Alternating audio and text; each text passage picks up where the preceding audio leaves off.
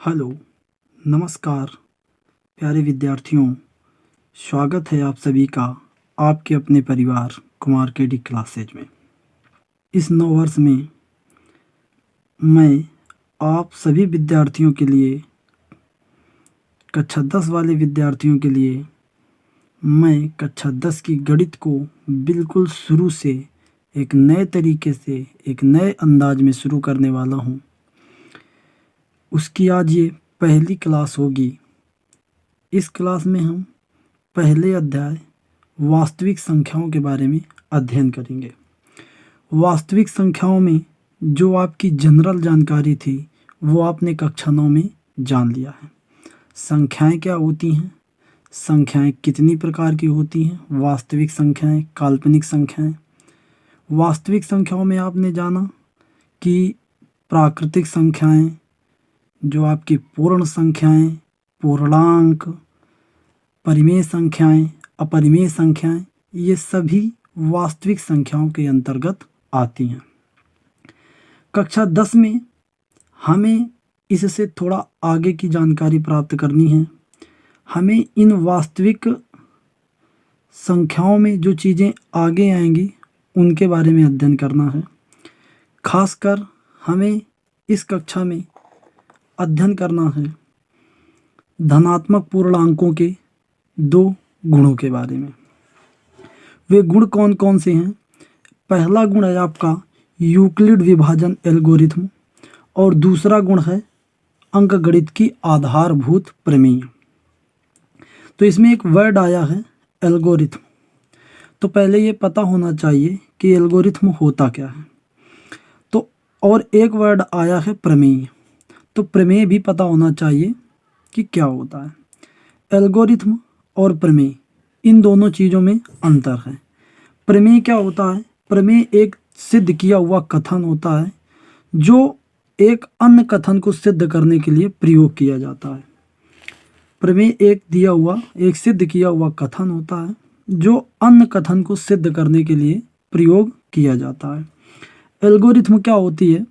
Algorithm को अगर समझें तो एल्गोरिथम होती है सुपरिभाषित चरणों की एक श्रृंखला।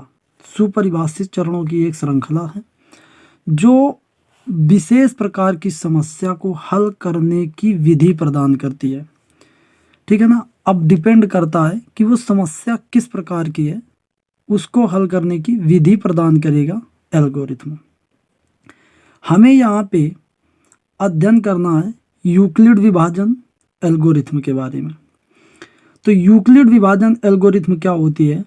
ये जो एल्गोरिथम होती है पूर्णांकों की विभाज्यता से संबंधित है। किससे संबंधित है? ये जो एल्गोरिथम है वो हमारी पूर्णांकों की विभाज्यता से संबंधित है। हालांकि इसके बहुत सारे उपयोग हैं, लेकिन हम इस कक्षा में केवल इसके एक उपयोग के बारे में बात करेंगे। वो उपयोग होगा 2 धनात्मक पूर्णांकों का महत्तम समापवर्त निकालना। अब जनरली हम इसका प्रयोग किस प्रकार से करते हैं ये आपने बचपन में पढ़ रखा है, लेकिन उसको आपने इस तरीके से डिफाइन नहीं किया है। उसको समझ लेते हैं क्या होती है यूक्लिड विभाजन एल्गोरिथम। जब आप कक्षा 2, 3 या 4 में पढ़ते होंगे तो आपने इस प्रकार से छोटे छोटे भाग वाले सवाल जरूर लगाए होंगे। कैसे लगाए होंगे? जैसे आपको 7 का भाग 27 में देना होता था तो क्या देते थे? 7 त्रिके 21 और यहाँ पर 21 रखते थे और यहाँ पे हमारा सब्सट्रैक्ट करते थे तो यहाँ पे हमारा आ जाता था 6 और आप इसको लिख देते थे कि ये क्या है? शेष है, या कुछ बच्चे शेष फल कहते होंगे। ये क्या है? भाजक, वो भागफल है। क्या है? ये क्या है? भागफल है। और इसको बताया गया होगा कि ये जो संख्या लिखी होती है ये होती है भाज्य, और ये जो संख्या है ये है भाजक। जिससे भाग दिया जाता है वो होती है भाजक। और भाग देने के पश्चात जो प्राप्त हुआ वो होता है भागफल, और एक चीज प्राप्त होती है शेषफल। इंग्लिश में इसको बोला जाता है रिमाइंडर, इस भागफल को बोला जाता है कोसेंट, और इसको बोला जाता है डिवाइजर, और इसको बोला जाता है डिवाइडेंट। तो आपने इस तरीके की प्रक्रिया अवश्य पढ़ी होगी, या आपने अगर ऐसे भाग कराया होगा तो पढ़ा होगा 15 पना 75, ऐसे बहुत सारे भाग आपने छोटी कक्षाओं में जरूर दिलाया होगा। और फिर आपको एक चीज और बताई गई होगी, जब आपने थोड़ी सी कक्षा और आगे गए होगे, कक्षा 4 या 5 में गए होगे, तो आपको ये बताया गया होगा कि अगर आपको ये जांचना है कि हमारा भाग सही है या गलत, तो आपको क्या कराना होगा, इस वाली संख्या से अर्थात भागफल का भाजक से गुणा करा देना होगा, और शेष फल को इसमें जोड़ देना होगा, और इस तरीके से जो नंबर आपका प्राप्त होगा वो कितना होना चाहिए, 27 होना चाहिए। और अगर ये नंबर 27 प्राप्त हो जाता है तो इसका अर्थ है कि आपका भाग बिल्कुल सही है। ऐसी बातें आपको बताई गई होंगी। और उसी दौरान आपको ये बताया गया होगा कि एक सूत्र होता है, भाज्य बराबर भाजक गुणे भागफल प्लस शेषफल। प्यारे विद्यार्थियों, यूक्लिड विभाजन एल्गोरिथम और कुछ भी नहीं है, बस इसी सूत्र का अपडेटेड वर्जन है। मतलब इसी को हम बीजगणितीय तरीके से अगर लिखें तो वही हमारा यूक्लिड विभाजन प्रमेयिका होगी, और उसकी जो पूरी प्रक्रिया होगी वो यूक्लिड विभाजन एल्गोरिथम होगी। तो यहाँ पे हम क्या करते हैं, ऐसा मानते हैं कि एक हमारा कोई भी धनात्मक पूर्णांक a है जिसको b से डिवाइड कराया जाता है। एक धनात्मक पूर्णांक a है जिसको b से क्या कराया जाता है, भाग कराया जाता है। तो मान लो भाग देने पर ये q बार गया, q मतलब कोशेंट, और कुछ ना कुछ ये क्या आया, शेष आया। ये क्या आया, शेष आया। तो इसको हम कैसे लिखेंगे, यहाँ पे देखो भाज्य क्या है, भाज्य हमारा a है, भाजक क्या है, b है, भागफल क्या है, q है, और शेषफल क्या है, r है। तो ये जो आपका कथन प्राप्त हुआ यही है आपकी यूक्लिड, यही कथन आपका है यूक्लिड विभाजन प्रमेय या यूक्लिड विभाजन प्रमेय का। यही कथन आपका क्या है, यूक्लिड विभाजन प्रमेय का है। और इस प्रमेयिका के प्रयोग से यदि दो संख्याओं का मासा निकाला जाएगा तो मासा निकालने के लिए जो पूरी प्रोसेस यूज होगी उसको कहा जाएगा यूक्लिड विभाजन एल्गोरिथम। उम्मीद करते हैं प्यारे विद्यार्थियों आपको ये पूरी बात बिल्कुल समझ पे आ गई होगी। आगे हम चर्चा करते हैं कि किस तरीके से आप दो संख्याओं का मासा यूक्लिड विभाजन प्रमेयिका के प्रयोग से निकाल सकते हैं। मतलब ये यूक्लिड विभाजन प्रमेयिका किस तरीके से कार्य करती है। तो मासा निकालने के लिए एक उदाहरण लिया है जिसमें दो पूर्णांक हमने लिए हैं। एक पूर्णांक है 455 मतलब 455, और दूसरा पूर्णांक है 42। इनके बीच हमें मासा निकालना है। तो आपको मासा निकालने के लिए बड़े पूर्णांक देखना होता है, बड़े पूर्णांक को ही तोड़ना है। यहाँ पर भी अगर आप देखेंगे तो आपने बड़े पूर्णांक को ही तोड़ा था। मतलब 27 को अगर तोड़ते तो ऐसे लिखते 7 गुणे 3 और प्लस 6। तो यहाँ पे 27 7 से क्या है, बड़ा है। तो हमें बड़े पूर्णांक को ही तोड़ना है। जो हमारा बड़ा पूर्णांक है वो कौन सा है, 455 है, छोटा पूर्णांक 42 है। तो यहाँ पे हम लिख देंगे 455 व 42 में यूक्लिड विभाजन प्रमेय के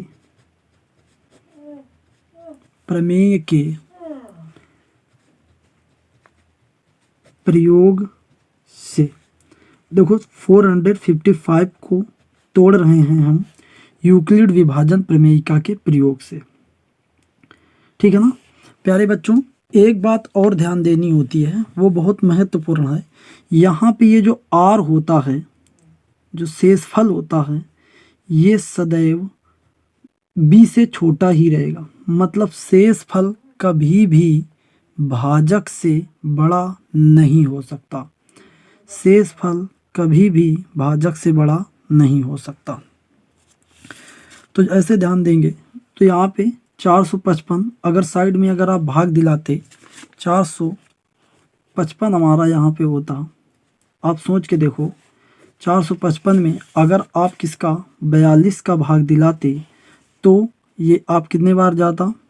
पहले तो ये हमारा एक बार जाता और ये 42 आता, फिर ये 3 और ये हमारा 35। इस तरीके से ये भाग न जाने की स्थिति पर इसको उतारने के बाद भी अगर भाग नहीं जाता तो यहाँ पे 0 लगा दिया जाता है। तो ये शेष फल कितना आ गया 35, भाग फल कितना आ गया 10 और ये कितना आ गया 22। तो इसको क्या लिखेंगे 455 को क्या लिख सकते हैं, लिख सकते हैं 42 गुणे 10 प्लस 35, ऐसे लिख सकते हैं। तो यही हम यहाँ पे लिख देते हैं 42 गुणे 10 प्लस 35। अब देखेंगे यहाँ पर अभी देखेंगे कि जो शेष फल है वो अभी हमारा 0 नहीं हुआ है।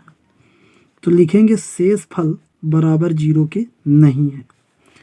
तो जो भाजक हमारा प्राप्त हुआ है, भाजक वो हमारा कितना है 42 व शेष फल, जो हमारा शेष फल है कौन है, ये शेष फल है 35 में पुनः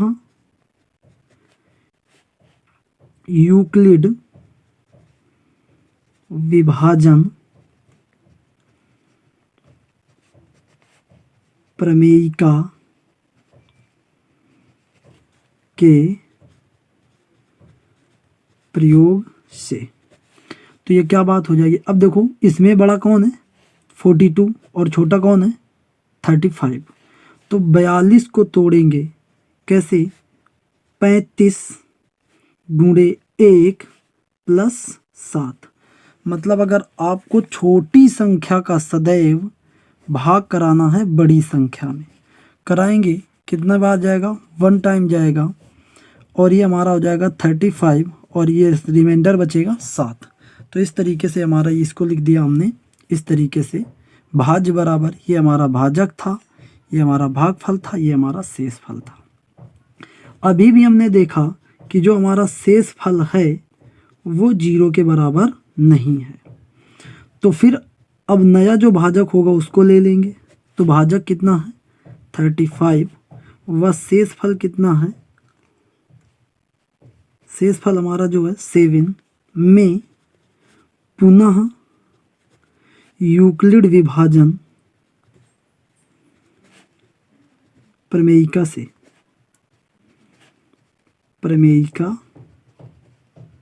से क्या हो जाएगा।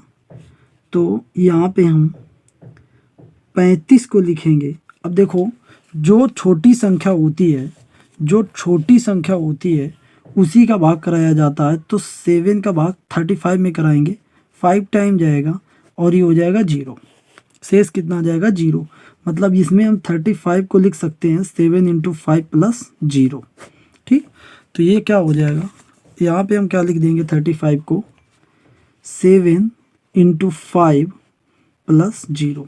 अब यहाँ पे आप देखेंगे कि जो शेषफल अपना प्राप्त हुआ वो कितना प्राप्त हुआ, शेषफल प्राप्त हुआ 0। तो जब शेषफल 0 आ जाएगा तो जो भाजक होगा वही आपका क्या होगा, HCF होगा। कहने का मतलब लघुत्तम समापवर्त होगा। तो जो भाजक है वो कितना है, भाजक जो है हमारा वो 5 है, भागफल 5, वो भागफल 5 है और शेषफल 0 है। तो हमारा जो भाजक होगा वही आपका क्या होगा, मासा होगा। इस तरीके से हमें यूक्लिड विभाजन प्रमेयिका के प्रयोग से या यूक्लिड विभाजन एल्गोरिथम से मासा निकालना है। अगला जो धनात्मक पूर्णांकों का महत्वपूर्ण गुण आपको पढ़ना है वो गुण है हमारा अंकगणित की आधारभूत प्रमेय। अंकगणित की आधारभूत प्रमेय। प्यारे बच्चों, अगर आप ये बात समझ लेते हैं तो पूरा टॉपिक इन्हीं 2 गुणों पर ही बेस्ड है। पूरा चैप्टर इन्हीं 2 गुणों पर बेस्ड है। अब हम बात करते हैं अंकगणित की आधारभूत प्रमेय के बारे में। अंकगणित की आधारभूत प्रमेय धनात्मक पूर्णांकों के गुणनफल से संबंधित है। यह किससे संबंधित है अगर कही जाए, ये संबंधित है धनात्मक पूर्णांकों के गुणन से या गुणनफल से संबंधित है। आपको तो पता है कि कोई भी भाज्य संख्या हो, अगर हम आप भाज्य संख्याओं की बात करें तो भाज्य संख्याओं में हमारी आती हैं, चाहे आपकी 4 हो, चाहे आपका 6 हो, चाहे आपका 8 हो, चाहे 9 हो, चाहे 10 हो, चाहे 12 हो, ये सभी आपकी भाज्य संख्याएं हैं।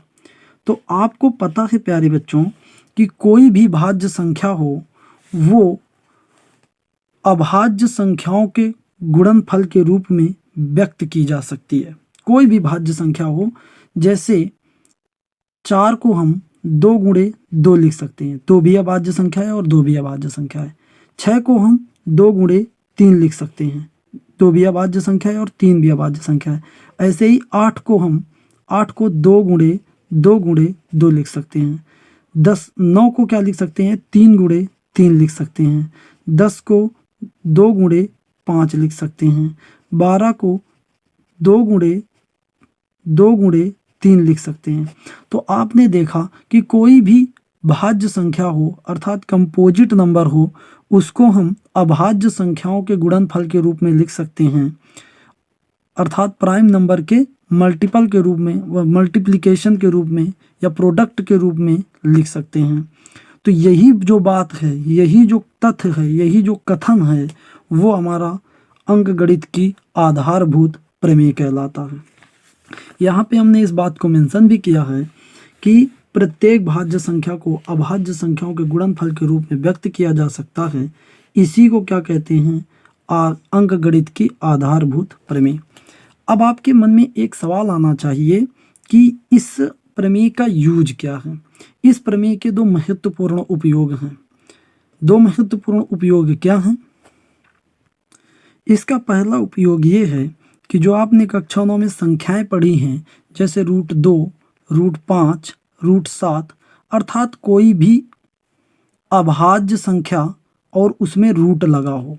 कहने का मतलब है कोई भी अभाज्य संख्या कह दो, कोई भी अभाज्य संख्या में अगर रूट लगा दिया जाए तो ये क्या होती है, आपको पता है कि ये अपरिमेय होती है।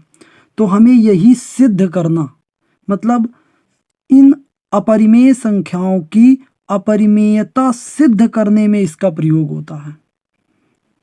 जो हमारी अंकगणित की आधारभूत प्रमेय है, इसका प्रयोग अपरिमेय संख्याओं की अपरिमेयता को सिद्ध करने में होता है।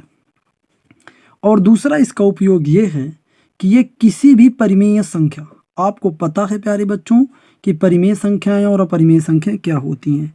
परिमेय संख्याएं वे संख्याएं होती हैं जो P/Q के रूप में लिखी जा सकती हैं, लेकिन कंडीशन ये है कि P/Q जो हों उन ये P और Q क्या हों, सह अभाज्य हों। क्या हों? सह अभाज्य हों। वही हमारी क्या होती हैं, वही हमारी परिमेय संख्याएं होती हैं। तो अगर कोई भी परिमेय संख्या हमें दे दी जाए तो ये पता करने के लिए कि इसका दशमलव प्रसार शांत होगा कि इसका दशमलव प्रसार अशांत होगा, इसी अंकगणित की जो आधारभूत प्रमेय है का प्रयोग किया जाता है। उम्मीद करते हैं ये बात आपको समझ पे आ रही होंगी। इन दो गुणों को हम किस प्रकार से एलिमिनेट करेंगे, कैसे पढ़ेंगे, इसके बारे में थोड़ी चर्चा कर लेते हैं। अंकगणित की आधारभूत प्रमेय की सहायता से किसी भी संख्या की अपरिमेयता किस प्रकार से सिद्ध की जाएगी, इस बात को हम समझते हैं। इस बात को समझने के लिए हमने एक एग्जाम्पल लिया है। सिद्ध कीजिए कि √3 एक अपरिमेय संख्या है। इस तरीके से आपके बोर्ड परीक्षाओं में बहुत सवाल पूछे जाते हैं। एक आधा सवाल निश्चित तौर से बोर्ड पेपर में पूछा जाता है। ऐसे सवाल आपको अभ्यास में भी देखने के लिए मिलेंगे। बहुत सारे सवाल मिलेंगे, बहुत सारे सवालों की प्रैक्टिस होगी, लेकिन हर वो बच्चा जो इस वीडियो को पूरी ढंग से बिना स्किप किए हुए देख लेगा, निश्चित तौर से उसको पूरा चैप्टर बहुत ही स्मूथली समझ पे आ जाएगा। तो जब भी कभी हमें ऐसी बात सिद्ध करनी हो जो हमें बिल्कुल एक्चुअल पता हो, ठीक है ना, तो हमें क्या करना चाहिए, उसके विरोधाभास हमें कल्पना कर लेना चाहिए, मतलब उल्टा कल्पना कर लेना चाहिए। जैसे यहाँ पे लिखा है √3 एक अपरिमेय संख्या है, तो हम ये मान लेते हैं कि √3 अपरिमेय संख्या नहीं है, परिमेय संख्या है। तो हमने माना यदि संभव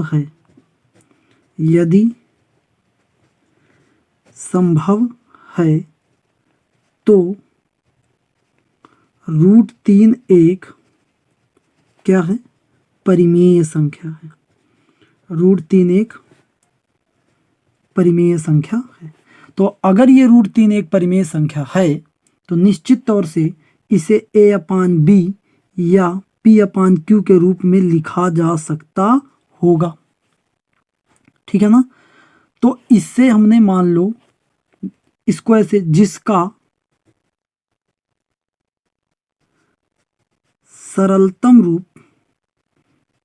सरलतम आप भिन्नात्मक भी लिख सकते हैं, जिसका सरलतम भिन्नात्मक रूप a/b है, a/b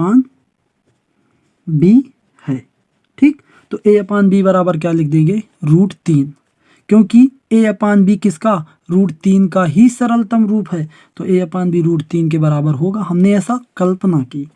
तो बताइए प्यारे बच्चों, क्या हम इस पर 1 रख के इस पर क्रॉस मल्टीपल करा सकते हैं? तो a का 1 से गुणा होगा a आ जाएगा, b का √3 से गुणा होगा b √3 आ जाएगा। अगर हम इन दोनों का मतलब अब हम क्या कर दें, वर्ग कर दें, दोनों पक्षों का वर्ग कर दें, तो ये हमारा क्या आ जाएगा, a² बराबर 3b²।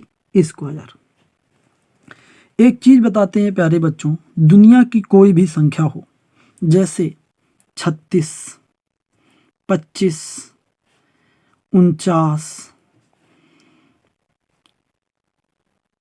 9, 16, देखो अगर ये संख्या 2 से विभाजित है, 3 से विभाजित है, 6 से विभाजित है, तो जो इसका वर्गमूल होगा 6, वो भी हमारा 2 से विभाजित होगा, 3 से विभाजित होगा और 6 से भी विभाजित होगा। 49 का वर्गमूल 7 से विभाजित होगा, तो ये संख्या 49 भी 7 से विभाजित होगी। और यहाँ पे देखो क्या लिखा है, a² जो है वो हमारा 3 के गुणा में लिखा है ना।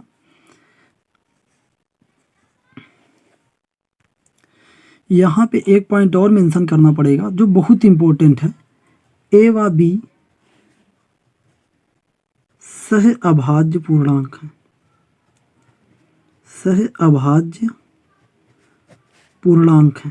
प्यारे बच्चों, ये सबसे महत्वपूर्ण तथ्य है और इसको हम कथन 1 भी मानेंगे। ये कथन 1 है या तथ्य 1 है। अब हम इसको हल करके इस तरीके से निकाल के लाएंगे। तो प्यारे बच्चों, a² क्या है, अगर a पूर्णांक था तो निश्चित तौर से a² भी एक पूर्णांक होगा। जैसे 6 पूर्णांक है तो 6 का वर्ग 36 भी एक पूर्णांक है। तो अगर कोई पूर्णांक, यहाँ पे देखो a² 3 से विभाजित है, तो निश्चित तौर से ए भी 3 से क्या होगा, विभाजित होगा।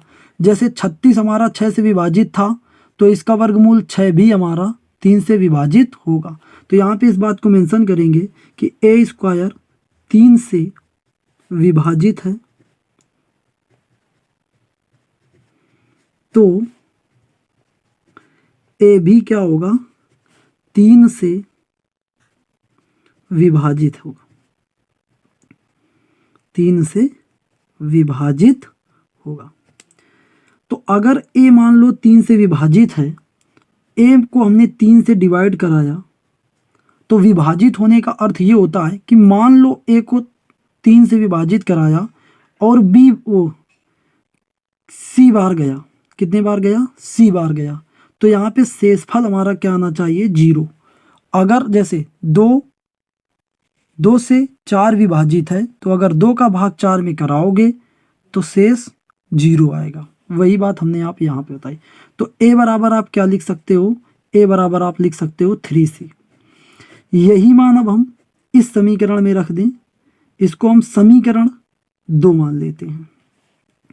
इसको हमने कथन कहा है, क्या कहा है भाई, कथन, ठीक।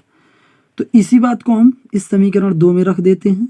तो ए के स्थान पर कितना रखें, जहाँ ये भी लिख दो कि जहाँ सी भी क्या है, सी भी एक अन्य पूर्णांक है, एक अन्य पूर्णांक है। प्यारे बच्चों, आपको ये कैलकुलेशन थोड़ा सा अनकंफर्टेबल लग रहा होगा, लेकिन परेशान होने की ज़रूरत नहीं है। बहुत सवाल ऐसे आएंगे, मैं एक एक सवाल बताने वाला हूँ, आपको पूरी बात समझ पे आएगी। बस आप इस बात को ध्यान से समझते जाएं। ए का मान यहाँ पे रखेंगे तो हो जाएगा 3c का होल स्क्वायर और ये 3b का होल स्क्वायर। तो यहाँ पे हमारा क्या हो गया, 9c स्क्वायर बराबर ये 3b स्क्वायर। तो ये 3 से हमने इस 9 को डिवाइड करा दिया, तो ये 3c स्क्वायर बराबर हो गया ये कितना, b स्क्वायर। तो यहाँ से आपने क्या देखा, अब आपने ये भी देखा कि b स्क्वायर 3 से क्या है, विभाजित है। b स्क्वायर 3 से क्या है, विभाजित है। तो b भी निश्चित तौर से क्या होगा, 3 से विभाजित होगा। b भी 3 से क्या होगा, विभाजित होगा। तो यहाँ पे तो आपने एक चीज पढ़ ली कि a हमारा 3 से विभाजित है, a 3 से विभाजित है, b भी 3 से विभाजित है, b भी 3 से क्या है, विभाजित है, ठीक है ना, विभाजित है। लेकिन कथन 1 पर, कथन 1 का यह विरोधाभास है। क्यों? क्योंकि कथन 1 में ये कहा गया था कि a और b हमारे क्या हैं, a और b हमारा सह अभाज्य पूर्णांक हैं। कथन 1 पर हमारा ये कहा गया था कि a और b सह अभाज्य पूर्णांक हैं, और सह अभाज्य पूर्णांक का अर्थ ये होता है कि इनके बीच मासा हमारा 1 होना चाहिए। और अगर a और b, a भी 3 से विभाजित है, b भी 3 से विभाजित है, तो निश्चित तौर से इनके बीच का मासा कितना होगा, इनके बीच का मासा होगा 3, और पहले मासा क्या था, 1। तो विरोधाभास है। अतः हमारी कल्पना, यहाँ पे फिर मेंशन कर देना है। अतः हमारी कल्पना, यहाँ पे हमने कल्पना की थी, माना यदि संभव है। अतः हमारी कल्पना कि √3 एक परिमेय संख्या है, गलत है। अतः या इसलिए √3 एक अपरिमेय संख्या होगी। इस तरीके से आप इसको करेंगे। अब प्यारे बच्चों, आप ये सोच रहे होंगे कि इस पर कहाँ पर अंकगणित की आधारभूत प्रमेय का प्रयोग हुआ। तो यहाँ पर आप देखो कि यहाँ पर ये जो गुणन निकल के आए, यहाँ पे ये जो गुणन निकल के आए, यहाँ पर हमारा अंकगणित की आधारभूत जो प्रमेय है उसका प्रयोग हुआ। अब हम जानेंगे अंकगणित की जो आधारभूत प्रमेय का जो दूसरा गुण है वो किस तरीके से कार्य करेगा उसके बारे में। अंकगणित की आधारभूत प्रमेय का जो दूसरा गुण था उसमें हमें इस बात को पढ़ना था कि किसी परिमेय संख्या p/q का जो दशमलव प्रसार होता है वो कब शांत होता है और कब अशांत होता है। तो इस बात में देखो कहाँ पर इसका प्रयोग होगा। तो जैसे हमारा ये सवाल है और एक ये सवाल है, तो आप इन पे कैसे बता सकते हैं कि परिमेय संख्याओं का दशमलव प्रसार शांत है या अशांत है। आपको कुछ नहीं करना, जो इसका हर होगा उसके अभाज्य गुणनखंड करना है। अभाज्य गुणनखंड करना ही तो अंकगणित की आधारभूत प्रमेय में सीखे। तो ये हमारा हुआ 2 गुणे 2 गुणे 2। ऐसे ही अगर 15 का करोगे तो आएगा 2 गुणे 3। तो आपने इसमें देखा कि अभाज्य गुणनखंड करने पर केवल 2 2 2 प्राप्त हुए। आपने यहाँ पे देखा कि अभाज्य गुणनखंड करने पर 2 और 3 प्राप्त हुए। तो आपको एक बात बता देते हैं, अगर अभाज्य गुणनखंड करने पर अगर 2 और 5 के अलावा कोई अन्य अभाज्य संख्या आती है तो उसका दशमलव प्रसार अशांत होगा, और अगर 2 और 5 के अलावा कोई अन्य संख्या नहीं आती है तो दशमलव प्रसार शांत होगा। जैसे इसमें इसका दशमलव प्रसार शांत होगा क्योंकि इसमें केवल 2 2 आए हैं। केवल 2 2 आ जाए, केवल 5 आ जाए, तब भी दशमलव प्रसार शांत होता है। शर्त यह है कि 2 और 5 के साथ में कोई अन्य अभाज्य संख्या नहीं आनी चाहिए। इसका दशमलव प्रसार कैसा होगा? अशांत होगा। इसका दशमलव प्रसार कैसा होगा? शांत होगा। तो उम्मीद करते हैं प्यारे बच्चों आपको ये बात समझ पे आ गई होगी। वीडियो पसंद आई हो तो अपने सभी साथियों के साथ शेयर करें। ये एक नए तरीके से हमने आपको पढ़ाना स्टार्ट किया है। आप लोगों का सहयोग अगर बना रहा तो वीडियो डेली आती रहेंगी। आप इस वीडियो की जो स्पीड हो अपने हिसाब से मेंशन कर देना। मैं आपको बहुत आराम से बिल्कुल टॉपिक वाइज एक एक NCERT का सवाल करवाने वाला हूँ। जय हिंद, जय भारत।